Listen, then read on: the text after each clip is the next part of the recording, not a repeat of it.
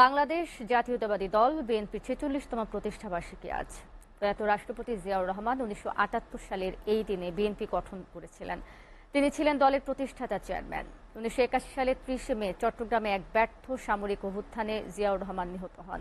এরপর নানা ঘটনার মধ্য দিয়ে ১৯৮৩ সালের ২১ ফেব্রুয়ারি বিএনপির হাল ধরেন তার সহধর্মিণী খালেদা জিয়া। তিনি দলের চেয়ারপারসন। বন্যাপীড়িত অসহায় মানুষদের প্রতি সহানুভূতি প্রকাশ এবং তাদের পাশে দাঁড়ানোর লক্ষ্য নিয়ে বিএনপি এবার প্রতিষ্ঠাবার্ষিকীর অনুষ্ঠান সীমিত পরিসরে পালন করবে। দলের মহাসচিব মির্জা ফখরুল ইসলাম আলমগীর বলেন, দলের প্রতিষ্ঠাবার্ষিকী কর্মসূচির মধ্যে রয়েছে কেন্দ্রীয় কার্যালয় সহ দেশব্যাপী দলের কার্যালয়গুলোতে দলীয় পতাকা উত্তোলন, দলের প্রতিষ্ঠাতা ও স্বাধীনতার ঘোষক শহীদ প্রেসিডেন্ট জিয়াউর রহমানের মাজারে শ্রদ্ধা নিবেদন এবং বাদ আসর সারা দেশে বন্যা দুর্গত অসহায় মানুষের কষ্ট লাঘবে এবং সম্প্রতি বৈষম্য বিরোধী আন্দোলনে নিহতদের মাগফিরাত কামনায় দোয়া মাহফিল। একই সঙ্গে বিএনপি চেয়ারপারসন ও সাবেক প্রধানমন্ত্রী বেগম খালেদা জিয়ার রোগ মুক্তি এবং দলের ভারপ্রাপ্ত চেয়ারম্যান তারেক রহমান যাতে দেশে ফিরে আসতে পারেন সেই জন্য দোয়া করা হবে।